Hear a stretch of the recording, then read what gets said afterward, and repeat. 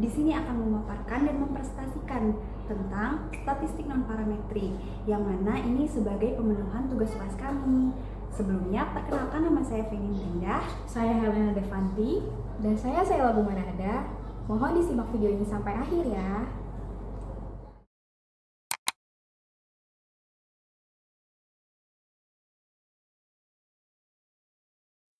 Untuk pengujian yang pertama, kita akan menguji rantes dalam uji satu sampel ini. Kita kopikan data pembelian Labubu dengan harga 240.000 ke SPSS. Terus di variable view kita ubah name-nya atau namanya menjadi pembelian Labubu. Oke, di desimalnya kita ubah menjadi 0. Lalu kita ke analyze, kita ke non-parametric test, legacy dialog, terus kita ke uji runs. Nah, terus di tes variable list masukkan pembelian Labubu tadi. Cut pointnya median, terus kita klik OK. Maka akan muncul hasil pengujian dari rantesnya. Ini ya pengujian dari rantesnya. Nah, saya tadi sudah menguji nih rantes menggunakan SPSS. Ini hasilnya. Oke, mungkin kita akan sandingkan kan pengujian saya yang sebelumnya dengan pengujian yang kita uji tadi. Kita buat menjadi 2 slide seperti ini. Kita lihat apakah hasilnya sama. Nah, ternyata hasilnya memang sama dari kedua pengujian tersebut. Lalu kita lihat nih, apa sih rumusan masalah dari pengujian ini? Nah, jadi rumusan masalahnya itu apakah ada yang tidak membeli boneka Labubu dengan harga 240.000 itu terjadi secara acak.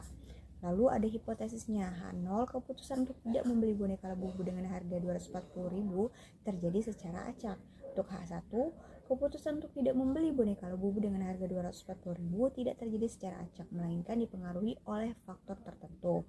Nah, dasar mengambil keputusannya, jika nilai signifikannya lebih besar dari 0,05, maka H0 itu diterima.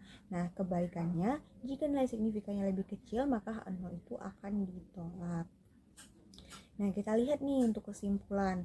Nah, kan kita tuh mendapatkan nilai signifikan sebesar 1 ya, atau 1,00. Bisa dilihat sama ya. Nah, maka itu kan artinya lebih besar daripada 0,05, yang artinya H0 itu akan diterima. Nah, interpretasinya mungkin seperti ini. Keputusan untuk tidak membeli boneka Labubu dengan harga 240.000 itu terjadi secara acak. Nah, tidak ditemukan nih bukti statistik yang menunjukkan bahwa keputusan tersebut dipengaruhi oleh faktor tertentu atau pola yang spesifik. Mungkin itu saja interpretasinya.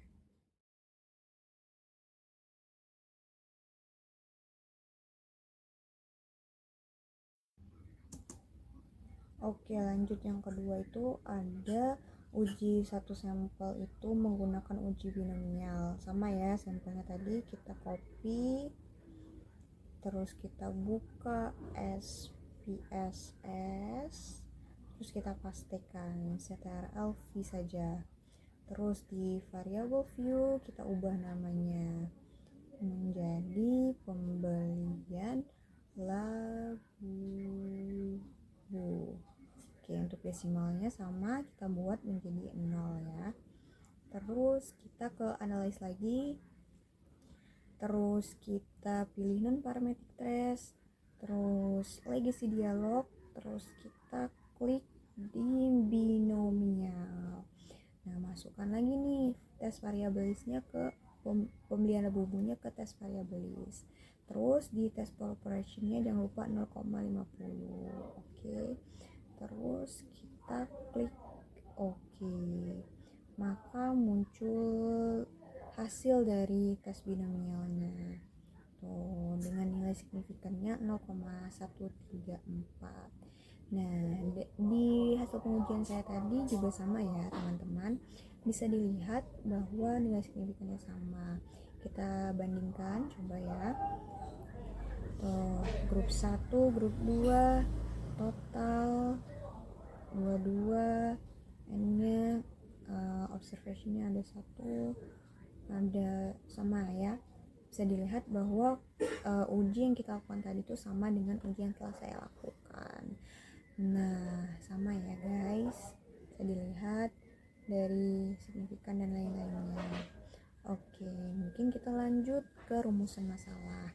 Nah, rumusan masalahnya tuh apakah ada perbedaan nih antara yang membeli dengan tidak membeli boneka Labubu dengan harga 240.000 tersebut. Dengan hipotesis H0 sama dengan tidak terdapat perbedaan antara yang membeli dengan yang tidak membeli boneka Labubu dengan harga 240.000. H1 terdapat perbedaan nih antara yang membeli dengan yang tidak membeli boneka Labubu dengan harga 240.000. Dengan dasar pengambilan keputusannya sama, kita masih melihat dari tingkat signifikansinya. Nah, jika signifikannya lebih besar daripada 0,05, 0 diterima dan sebaliknya. Nah, kita lihat ya, nilai signifikan kita kan 0,134. Sama ya. Nih, sama antara yang saya uji dengan yang barusan kita uji. Itu maka lebih besar kan, H0 diterima, artinya tidak terdapat perbedaan yang signifikan antara orang yang membeli dan tidak membeli boneka Labubu dengan harga 240.000. Dengan demikian, keputusan untuk membeli atau tidak membeli boneka tersebut tuh dianggap serupa secara statistik dalam populasi yang diuji. Jadi sama ya.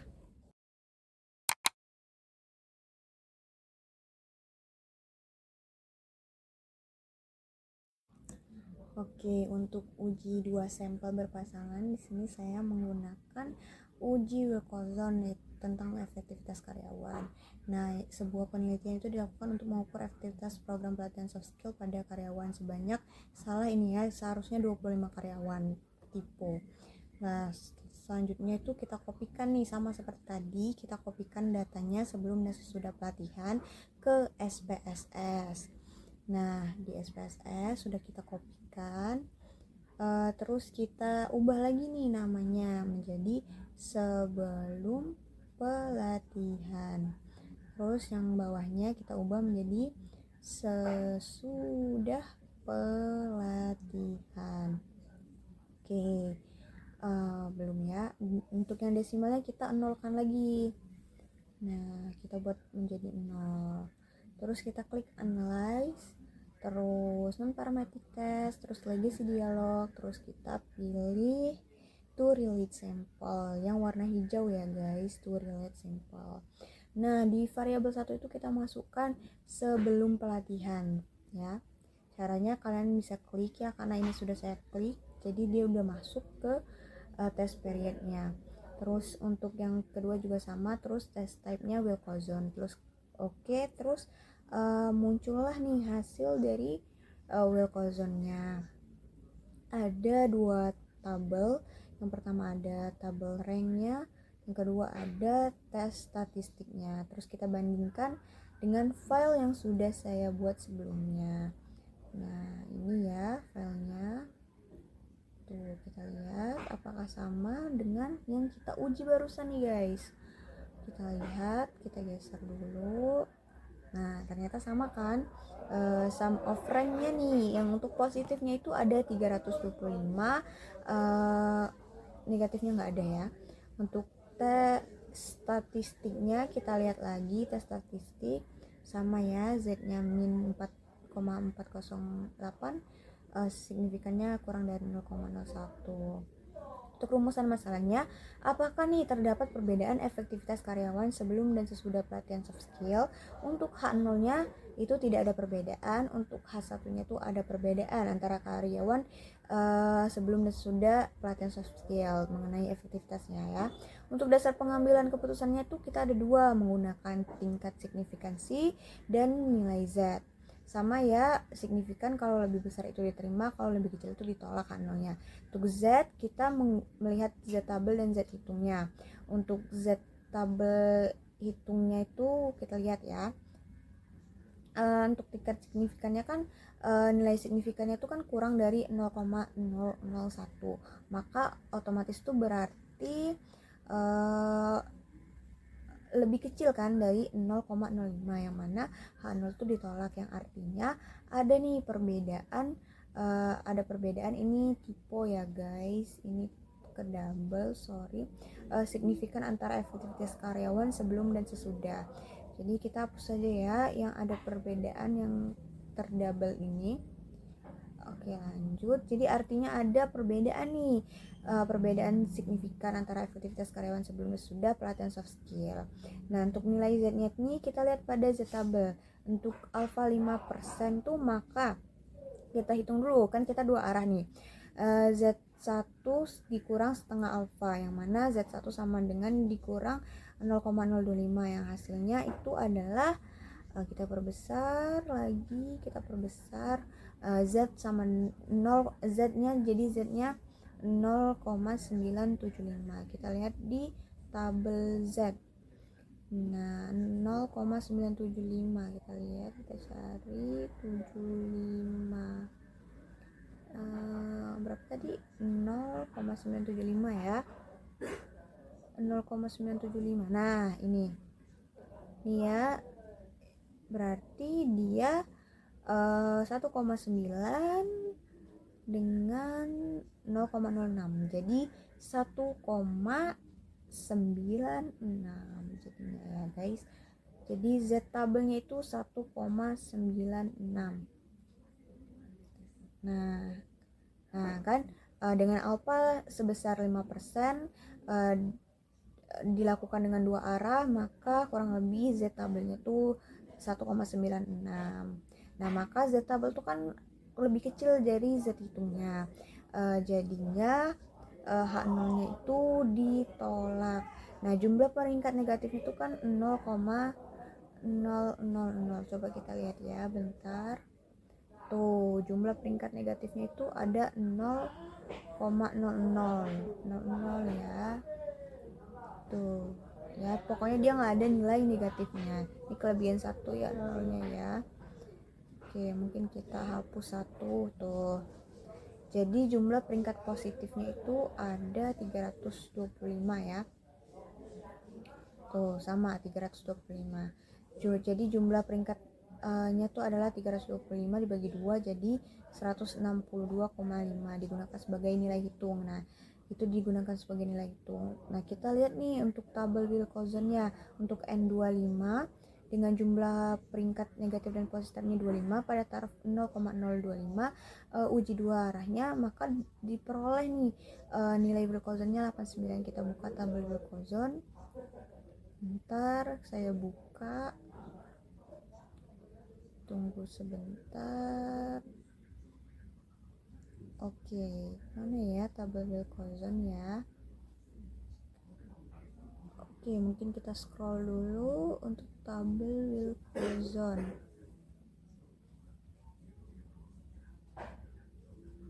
Oke, nah ini ya tabel Wilcoxon kita. Untuk nilai tingkat signifikansi 0,05 atau 0,025 dengan N25, maka kita tuh mendapatkan 89 ya nilai tabel Wilcoxon-nya. Nah, maka nilai hitungnya itu cenderung lebih besar nih daripada nilai tabelnya. Kan kita kan nilai hitung tadi 162,5 ya, H0 ditolak. Artinya ada nih perbedaan antara ini juga terdouble ya, maaf ya guys. Artinya ada perbedaan signifikan antara efektivitas karyawan sebelum dan sudah pelatihan soft skill. Sesudah dapat dilihat bahwa tingkat efektivitas karyawan tersebut tuh cenderung lebih bagus ya daripada sebelum.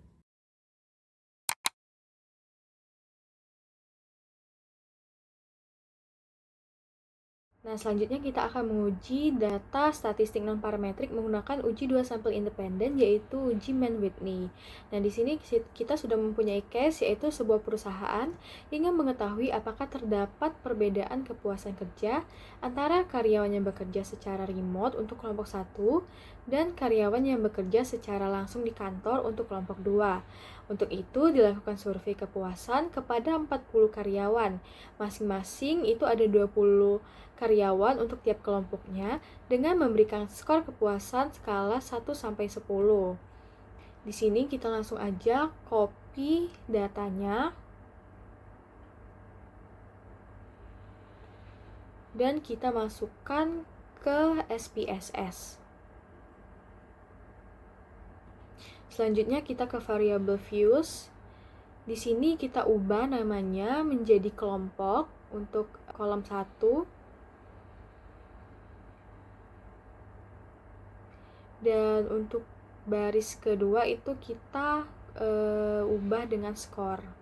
Dan untuk desimalnya itu semuanya kita menggunakan desimal 0, jadi kita ganti dulu. Untuk values ini kita ubah, kita klik terlebih dahulu. Untuk value kita isi 1 dan labelsnya itu kelompok 1 kita add, dan 2 untuk kelompok 2. Lakukan hal yang sama. Udah, kita klik OK. Dan langsung aja kita analisis. Kita klik analyze. Kemudian kita klik non-parametric test. Legacy design. Dan di sini kita pilih two independent samples. Dan di sini kita masukkan variabel kelompok ke grouping variabel. Dan untuk skor kita masukkan ke test variable list. Nah, untuk grouping variabel itu kita klik define group. Nah, untuk grup 1 kita klik 1 dan grup 2 kita isi 2. Continuous, lalu kita OK. Nah, udah dapet hasilnya, dapet tabel ranks dan tabel tes statistik. Nah, ini dapat kita lihat ya bahwa hasil uji kita itu sama dengan hasil yang sudah saya dapatkan sebelumnya.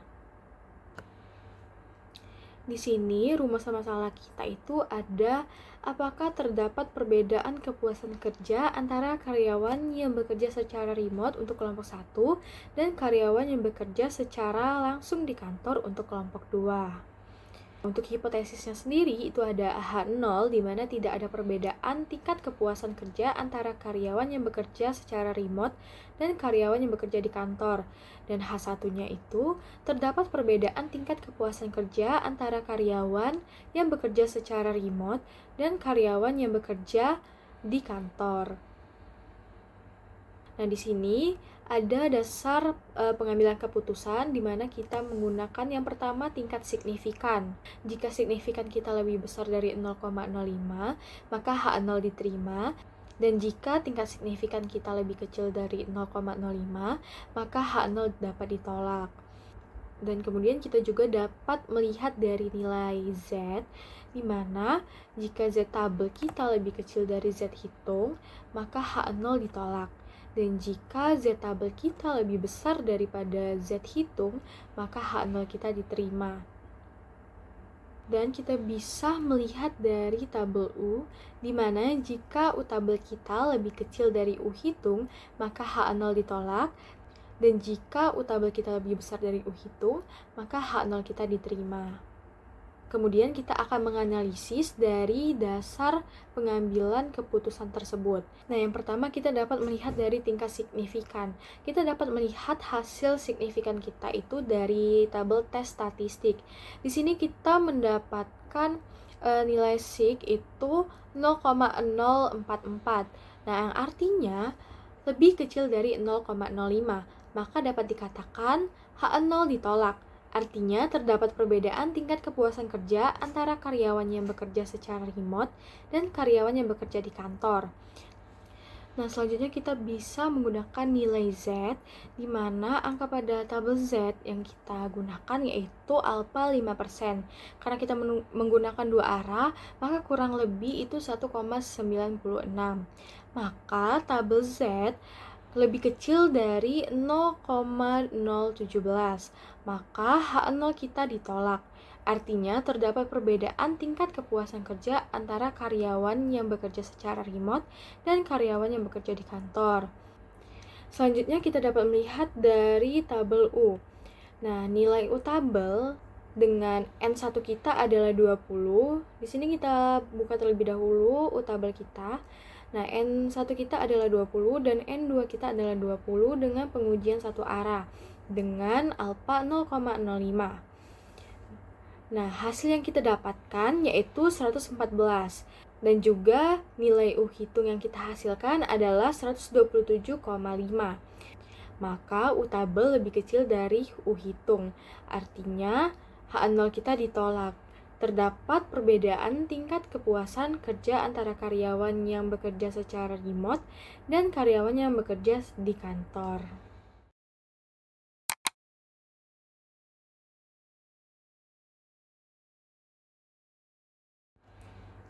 Lanjut, sekarang kita akan menguji data menggunakan uji sampel berpasangan dari uji Friedman.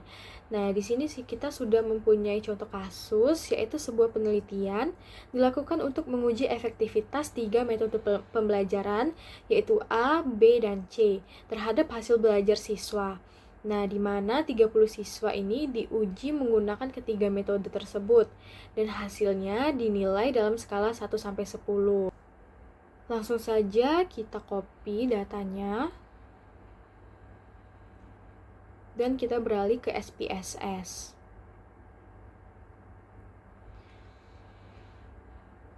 Seperti biasa, kita ke variable views. Kita ganti desimalnya menjadi 0. Dan namanya kita ubah menjadi metode A, metode B, dan metode C.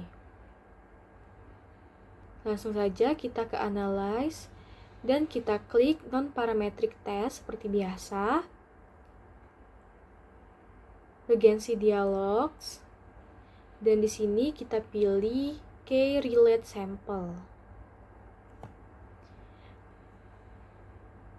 Kita masukkan semua metode ke Test Variables. Dan kita klik OK. Kemudian akan muncul tabel ranks dan tes statistik. Rumusan masalah yang kita ambil yaitu apakah 3 metode pembelajaran A, B, dan C itu terhadap hasil belajar siswa efektif. Dengan hipotesis yaitu H0 tidak ada perbedaan signifikan pada efektivitas metode pembelajaran A, B, dan C. Dan H1-nya ada perbedaan signifikan pada efektivitas metode pembelajaran A, B, dan C. Dan di sini kita menggunakan Cheatable dan Cihitung, di mana Cheatable ketika lebih besar daripada Cihitung, maka H0 diterima. Dan Cheatable jika lebih kecil daripada Cihitung, maka H0-nya akan ditolak. Langsung saja kita analisis. Nah, di sini tabel output signifikannya yang kita dapatkan itu adalah 0,102. Kita dapat melihat dari tabel tes statistik. Nah, kemudian chi-square kita itu adalah 4,558. Nah, chi-square itu juga didapat dari tabel tes statistik yang merupakan nilai hitung kita. Selanjutnya, kita mencari chi kuadrat tabel, di mana dengan rumus DF sama dengan K dikurang 1. K kita yaitu ada 3, jadi dikurang 1 sama dengan 2 dengan alfa 5%. Nah, kita langsung aja ke tabel chi square. Nah, DK kita itu adalah 2 dan taraf signifikan kita adalah 5%. Maka hasil yang kita dapat yaitu 5,99.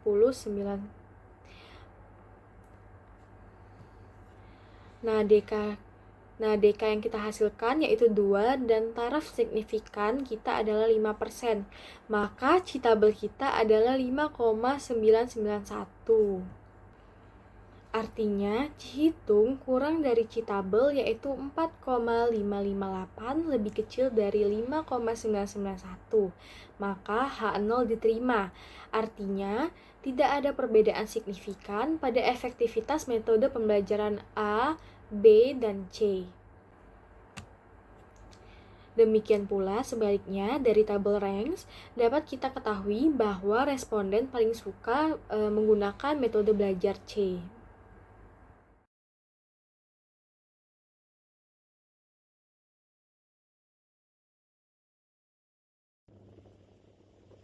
Nah, selanjutnya kita akan masuk ke yang namanya uji validitas. Di uji validitas ini kita pertama-tama buka data kita di Excel. Data di Excel ini kita memiliki kasus namanya nada.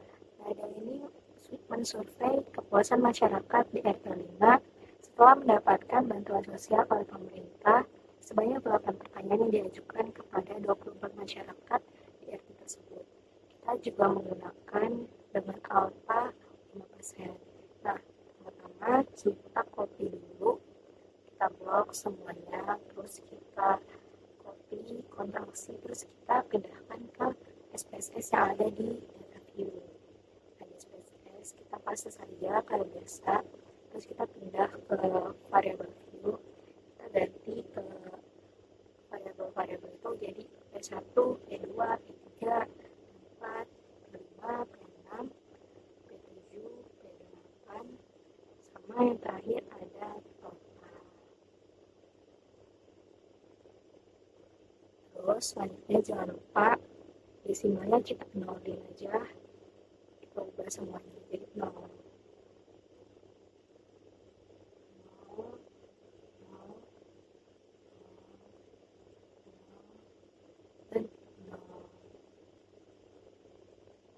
Selanjutnya kita langsung aja ke yang namanya analyze, kita klik aja kayak biasa, terus kita ke correlate itu kita pencet divide ini kita blok aja semuanya, Ctrl A, terus kita pindahkan ke variabel. Jangan lupa kita cek lagi correlation ininya udah benar belum, use of significant. Terus kalau udah benar kita klik OK, terus langsung aja muncul langsung yang namanya table correlation. Nah, kita bisa tahu nih dari 8 pertanyaan tersebut kira-kira bisa valid atau enggak, ada nggak pertanyaan yang nggak valid sama pertanyaan yang valid. Nah, kita lihat kira-kira hasilnya sama nggak sih. Sebelumnya kan kita juga udah pernah melakukan percobaan sebelumnya tanpa direcord. Bisa dilihat kalau ini tuh sama ya. Terus kita masuk ke interpretasi kita. Yang pertama kita melakukan nilai signifikasi. Nilai signifikasi itu kita lihat dari nilai totality. Dimana kalau kurang dari 0,05 itu pertanyaannya maka valid. Lihat pertanyaan yang pertama kan 0,001 itu kurang dari 0,05, maka pertanyaan kita yang pertama adalah valid. Terus yang kedua kita dapat nilai 0,187 yang mana itu lebih besar daripada 0,05, maka pertanyaan yang kedua dapat disimpulkan bahwa itu pertanyaan yang kedua adalah tidak valid. Terus yang pertanyaan yang ketiga adalah dapat hasil 0,001 juga, itu kurang dari 0,05, maka pertanyaan tersebut adalah valid. Terus pertanyaan yang keempat adalah dapat hasil 0,009, itu kurang dari 0,05, maka pertanyaan tersebut juga valid. Pertanyaan kelima adalah 0,019, dimana itu kurang 0,05, artinya pertanyaan tersebut valid. Terus pertanyaan ke-6 adalah 0,035, itu kurang dari 0,05, maka pertanyaan tersebut juga valid. Yang pertanyaan ke-7 adalah 0,009, itu lebih kecil juga daripada 0,05, maka pertanyaan yang ke-7 juga sama valid ya guys. Jadi yang pertanyaan yang terakhir yang ke-8 dapat hasil 0,01, maka pertanyaan tersebut valid juga karena kurang dari 0,005.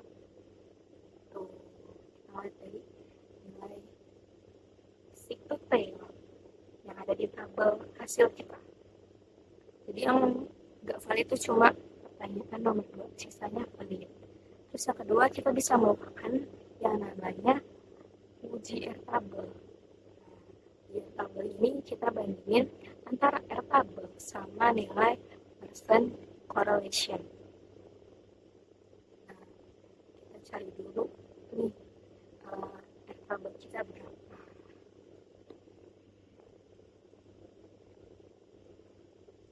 Kalau Airtable kita itu lebih besar daripada R-Hitung, maka pertanyaan tersebut tidak valid. Kalau R-Hitung kita lebih besar daripada R-tabel, maka pertanyaan tersebut adalah valid. Nah, kita buka tabel R kita. Tabel R kita adalah, kan kita tadi dengan tingkat signifikasi 5%. Terus N kita atau sampel kita kan 24. Jadi didapatkan nilai R tabel kita sebesar 0,404. Terus selanjutnya kita bandingin aja nih hasil dari P1 sampai P8 dengan R tabel kita. P1 0,773 itu lebih besar, maka pertanyaannya valid. Terus yang pertanyaan kedua 0,279 itu lebih kecil, maka pertanyaan yang kedua tuh nggak valid. Pertanyaan yang ketiga 0,797 juga valid. Pertanyaan yang keempat 0,520 itu lebih besar, maka pertanyaan tersebut valid. Pertanyaan yang keenam juga 0, yang kelima adalah 0,475 itu juga lebih besar daripada 0,404, jadi pertanyaan tersebut juga valid. Yang keenam juga 0,433 itu lebih besar daripada 0,404, maka pertanyaan juga valid. Yang ketujuh juga 0,519 itu valid. Pertanyaan ke-8 0,797 juga valid.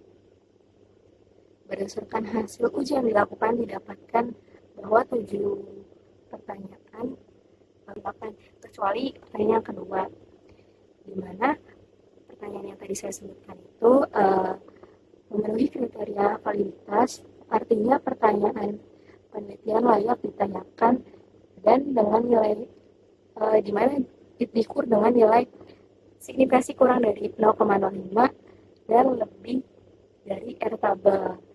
Selanjutnya ada satu pertanyaan nih yang nggak valid, yaitu P2, di mana P2 ini tidak memenuhi kriteria validitas karena pertanyaan penelitian tidak layak ditanyakan, di mana ada nilai signifikan lebih dari 0,05 dan R-Hitung kita kurang dari nilai R tabel. Jadi gitu teman-teman.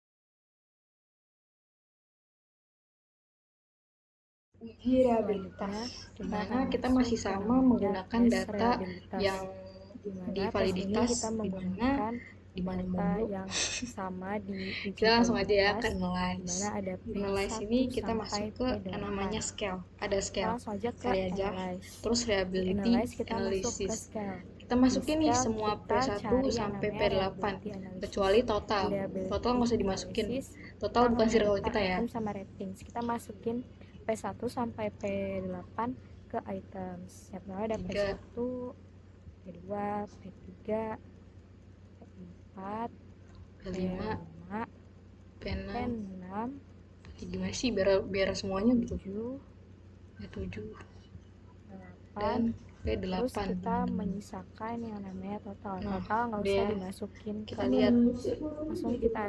langsung kita pencet aja oke. Nah, kita nih udah dapet nih hasilnya. Hasil kita nih 0,691. Kita mendapatkan hasilnya. Hasil kita 0,691. Kita langsung aja copy. Nah, sama kan 0,691. Saya juga udah melakukan uji coba sebelumnya. Kita bandingin ya. Maka P1 sampai pertanyaan P1 sampai P8 reliable dikatakan reliable apabila nilai Cronbachit alpha lebih besar dari 0,6. Karena kita mendapatkan hasil Cronbachit alpha 0,691 yang mana itu lebih besar daripada 0,6, maka pertanyaan diajukan atau rata-rata pertanyaan tersebut adalah bias atau reliable. Pertanyaan tersebut adalah bias Uji atau rehabilitas, reliable. dimana kita masih sama menggunakan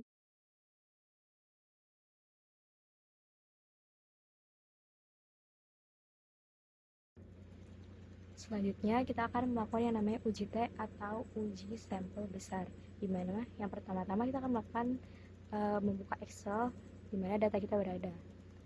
Pada data ini kita mendapatkan case atau kasus di mana seorang guru ingin melihat pengaruh jam belajar terhadap prestasi siswa yang dilihat dari nilai ujian bahasa Indonesia, matematika, dan nilai IPA. dengan mensurvei 20 orang siswa SMA. Yang pertama-tama kita langsung copy aja datanya, kita pindahin ke SPSS.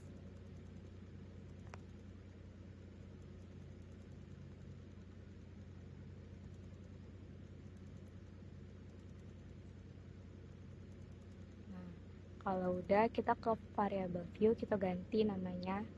Yang pertama tadi kan jam belajar kita tulis jadi Y. Terus yang kedua tadi kan nilai bahasa Indonesia, jadi X1.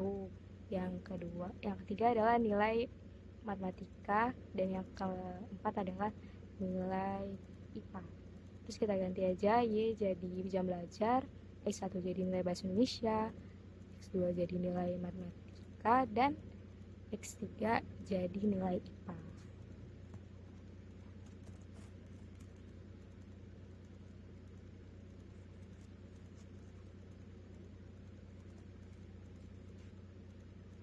Terus desimalnya juga jangan lupa diganti jadi 0 semua.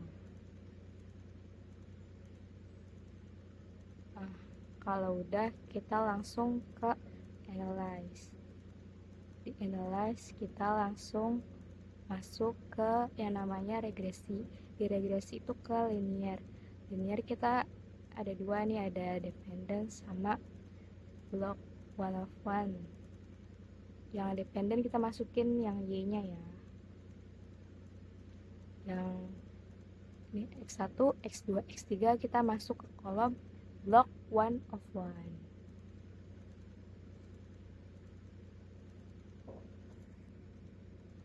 Nah, kalau udah, kita langsung okein aja, terus kita dapat hasilnya.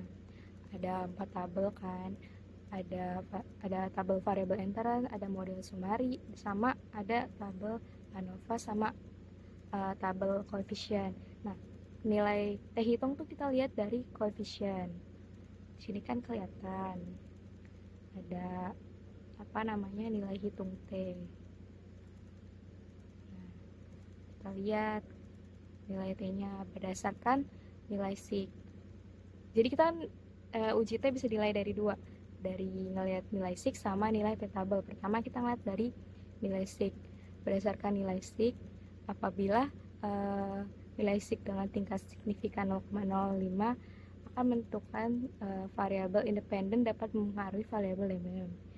Berdasarkan hasil uji T, untuk X1 atau nilai bahasa Indonesia adalah 0,173, yakni lebih besar daripada 0,05, yang menunjukkan bahwa X1 tidak memiliki pengaruh terhadap jam belajar siswa, artinya H0 diterima.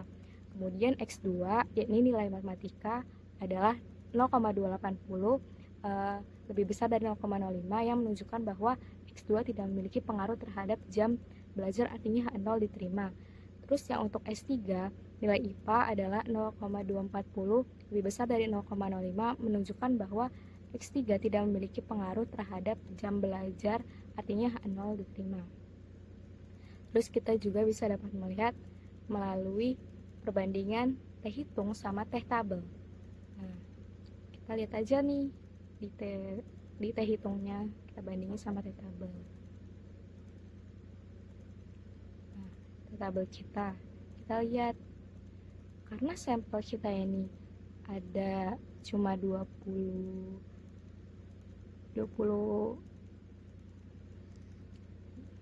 nah, kita kan udah keluar nih nilai distribusi nilai T tabel. Karena tingkat signifikasi kita 0,5%, terus dibagi 2 jadi 0,025. Terus DF kita kan 20, jadi kita dapat hasil 2,086. Kita udah tahu nih nilai T tabel kita 2,086. Terus jangan lupa kita bandingin sama nilai T tabel yang udah kita hasilin. Nah, di situ didapatkan nilai T tabel kita kan 2,086. Yang mana apabila nilai T hitung lebih kecil daripada T tabel, maka H0 diterima. Jadi berdasarkan data yang didapatkan, X1 atau nilai bahasa Indonesia kita didapatkan nilai T sebesar 1,427, di mana 1,427 ini lebih kecil daripada nilai T tabel, yakni 2,086.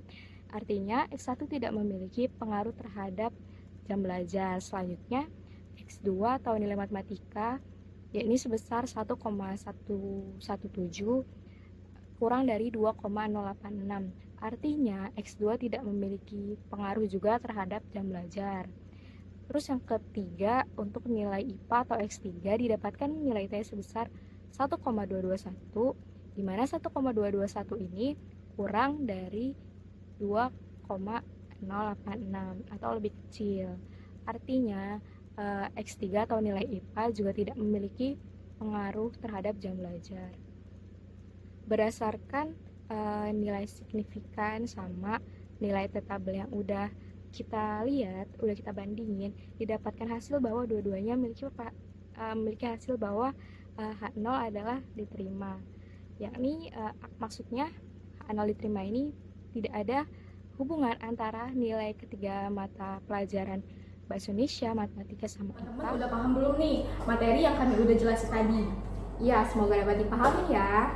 Kalau kalian udah paham, sekian video dari kami. Jangan lupa like, comment, and subscribe.